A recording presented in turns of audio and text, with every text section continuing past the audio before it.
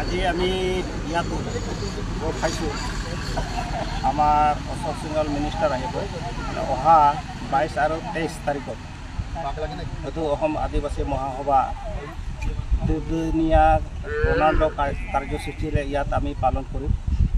প্ৰথম বাৰ্ষিক অধিৱেশন ইয়াত হ'ব। গতিকে আমি এই কাৰ্যসূচীখন ৰূপায়ণ কৰাৰ কাৰণে সমূহৰ ৰাইজক আমি যিবিলাক প্ৰকৃতি পূজা কৰা ইহঁতক আমি অনুৰোধ জনাইছোঁ যাতে ইহঁতে থাকে আৰু আমাৰ কাৰ্যসূচীখন মানে গোটেই BTC অঞ্চলৰ লগতে মানে অসমৰ বিভিন্ন প্ৰান্তৰ পৰা আহিব মানুহ। ডিব্ৰুগড়ৰ পৰা আহিব, তিনিচুকীয়াৰ পৰা আহিব, গোলাঘাট, সৰুপথাৰ, আমাৰ শোণিতপুৰ,